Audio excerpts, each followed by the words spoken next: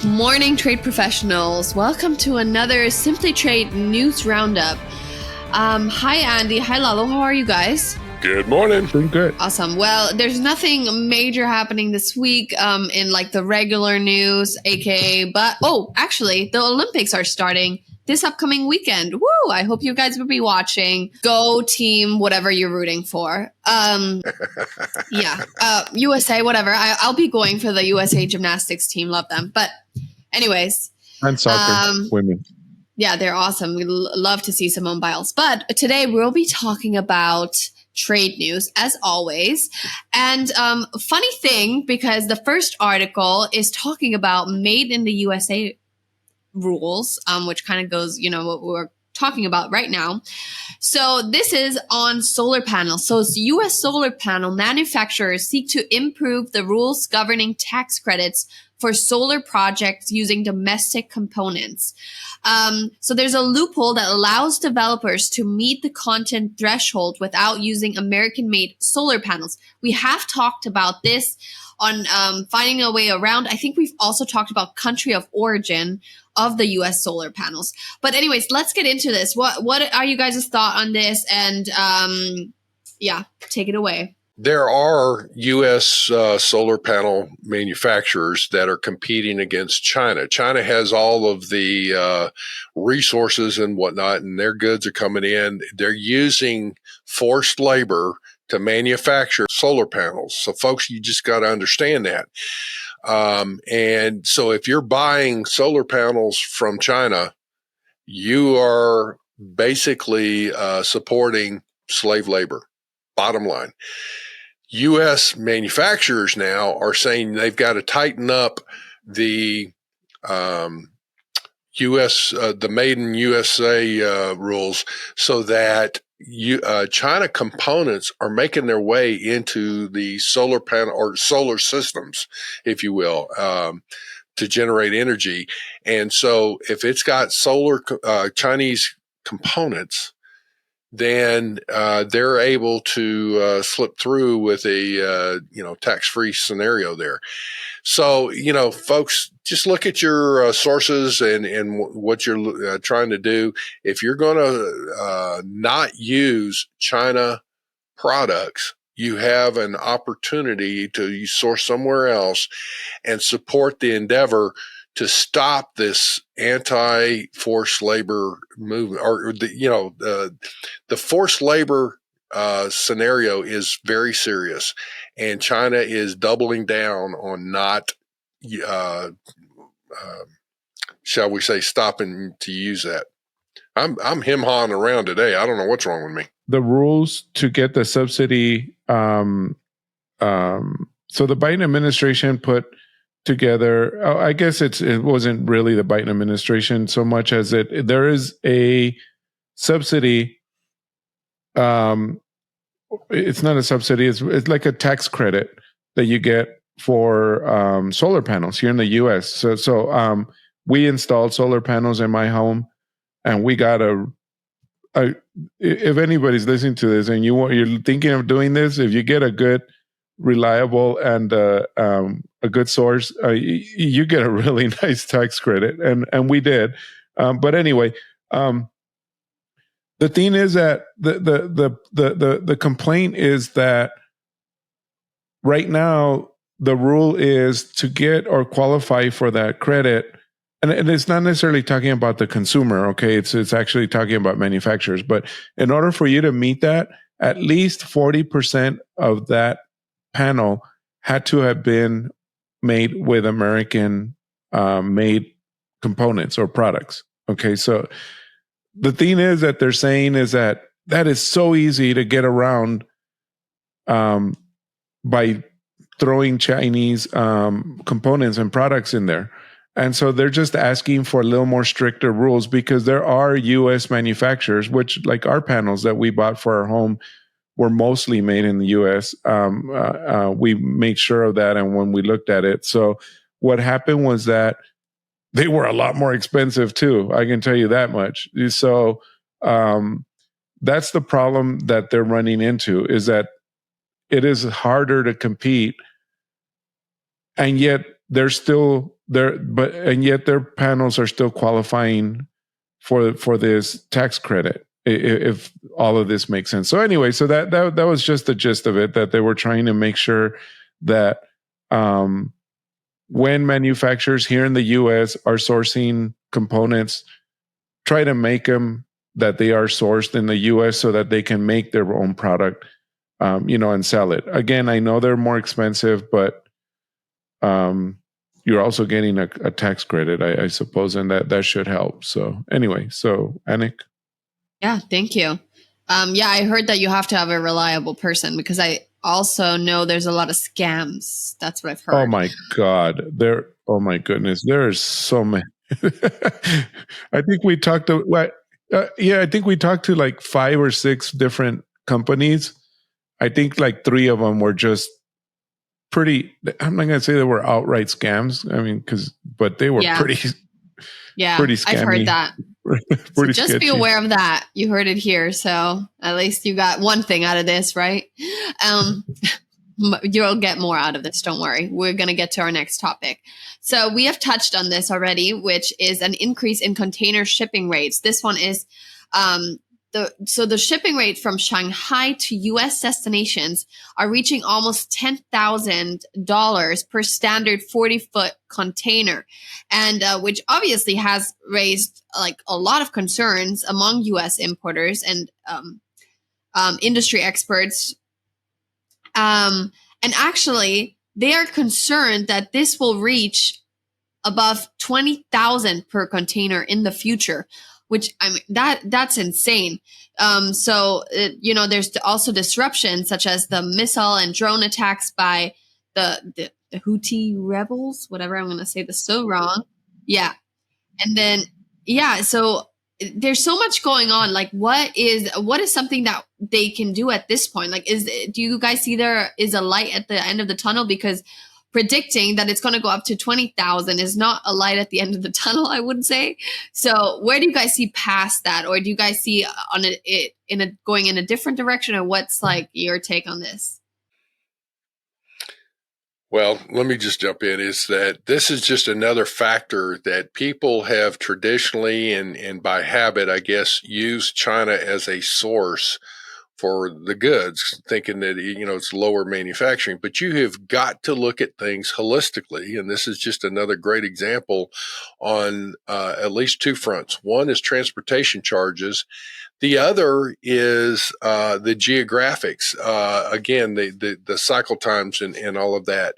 So, again, if you look at it and put things all in, again, one big bucket and consider and compare apples to apples, when you include the transportation, you include the cycle times, you include the duties and taxes and the added tariffs and all that from China, are you really saving anything? So the best thing you could do to drive down the cost of shipping containers from China to the U.S., change sources, because it's the high demand, if you will. There's what's also happened is there's been a reduction in frequency of ships because they're tied up with going around the Cape of Africa on the other side of the world. And so that's, ships are on the water a lot longer. And so it's taking more miles and things of that nature. So, the vessels are out of position. That means there's fewer spots for some of these containers. Now, there's been a drop in the amount of imports from China. That's a good thing, but there's still the transportation availability it comes into play. So again, if you're going to look at it and people are saying, well, they just want to try and get their goods in earlier, which is smart. If you're continuing to use China, look at other sources. It may be well worth it.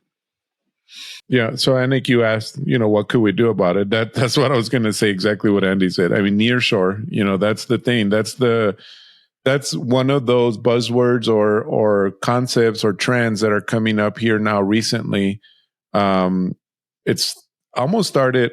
I mean, it's always been around, of course, but it almost started catching a lot of attention here recently. I would say middle of this year, we're only at the middle of this year, but I meant like around March, April, I started hearing a lot more about it. And coincidentally, it was when we started hearing also a lot about forced labor enforcements going up. So that's the other thing, so during that time, we also started hearing a lot about nearshoring, which of course that should help.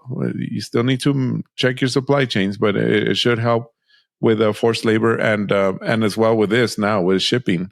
And by the way, it was around $20,000 during the height of the pandemic. So it's going to reach, or not going to reach, but it's looking like it's starting to reach numbers of during the pandemic.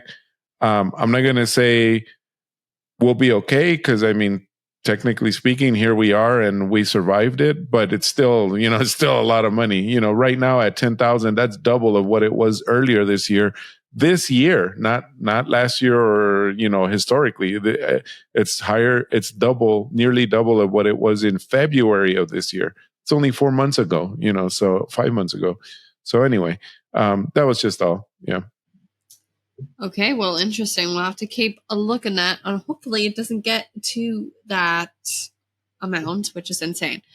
The last one, we have touched on this. We have talked about Switzerland and Russian sanctions, and they're getting deeper into it. So Switzerland is not being, they're usually so in the middle, but they're really taking a stronger initiative to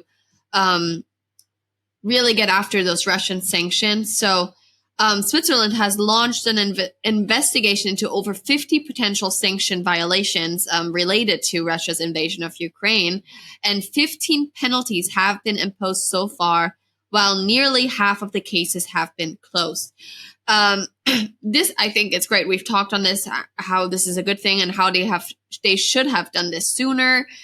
But what do you guys think on this? Do you think, like, overall, not even talking about Switzerland, do you think the whole world is kind of becoming more strict on forced labor? It feels like the US is even seems to go faster and faster towards those Russian sanctions violations. Right. Well, this is all tied not to the forced labor, but yeah, I'm sorry. I did bring up forced labor. It's because, you know what? I keep thinking about forced labor.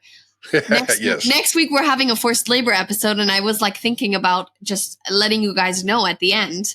But I guess it tied into this one, and I hear violations, and I just think about forced labor. No, of course, I mean Russian sanctions. But even if, like, I think the whole world is becoming a little bit stricter on it, right? Well, and this is just another avenue where. How long have we been talking about sanctions against Russia, sanctions against the Russian oligarchs, sanctions against anybody that's supporting the Russian war against the Ukraine, and all these? And you're seeing Switzerland now opening up dozens of sanction cases, and I'm glad they're doing it. It's phenomenal. However, it appears that of the cases they're looking at, 30% of the time, 30%. Of the financial transactions seem to be in violation of the sanctions. So there, I think this is phenomenal, and it's just another effort to try and influence Russia to stop this war with the Ukraine. Yeah, and it's, I guess, one good note from all of this, and like you said, Annik, traditionally Switzerland has been known to be more of a neutral, kind of like, I'm not, I'm in the middle. I'm not for you. I'm not against you, and I'm kind of friendly with everybody. But them doing this, I guess there's an indication that something is definitely wrong in Ukraine and Russia. So it does help. The ointment. Yeah, exactly. So there's that. So anyway, the takeaway for trade professionals in this case would be just to look for anything that may be routed or going through or doing business through Switzerland that may involve that. Anything that might get sanctioned through Russia. So anyway, that's just the big deal here.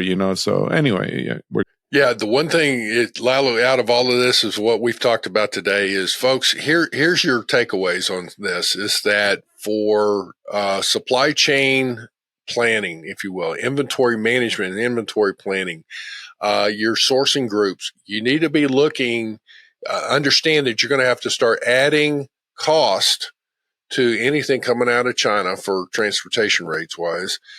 Second, you need to look at as far as cycle time, so you have the potential of increasing waiting on a spot. Third is take a look at other alternative sources as far as all that goes and what you're looking for. The other is then regarding the Russian sanctions and things of that nature, just understand that more and more countries now are looking at enforcement activities. So you need to take the steps to say, are you adhering to the Russian sanctions and any other sanctions out there? People listed on those things. Yeah. I think it's a matter of staying educated. I mean, like learning, I think in compliance is just an everyday thing. Like, especially when we talk about news, I feel like one time I don't know who said it, but if you don't listen to, okay, you don't have to listen to our news, but clearly you're listening. So let me just tell you, if you don't know the news and we're just giving you a fraction of the news, then how are you going to understand any changes in the trade world? So this is kind of a start, but you should probably look at even more news than this, because there's so much going on in the trade world. My fun fact in this situation is, we're going back to the first article. Who is the country with the most solar energy? Do you guys know? Like solar the most energy? Solar energy usage, and I would say like Australia. Who? Australia is what I would think. Okay, wow. You guys are not even close. Uh-oh. China. No way. Well, there you go. Yes, okay. China. Utilizes solar panels. As of 2021, China has the largest solar energy capacity in the world. Well, there you go. Excellent. Nice. Right? That's a good fact. I mean, put it on your dinner table tonight. Like, let's talk about it, because that's crazy. But anyways, we will be back next week. Next week will be a special episode about forced labor. And Renee will be on it, which it's kind of going to be like a questionnaire. It's going to be fact checking, going to be looking at real world examples. It's going to be a little fun episode that we tried to set up for you guys. Also tying in the forced labor news kind of on what kind of news we have gotten this year. But anyways, that is all. Thank you guys. Yes. Well, I was going to say, Annik, and meanwhile, Andy and I, the reason we're not going to be on that episode is because Andy and I are going to be in Chicago for the GTech conference. We will be at GTech recording, and if you all are there, please come by and say hi. And say hi. Yeah. Say hi.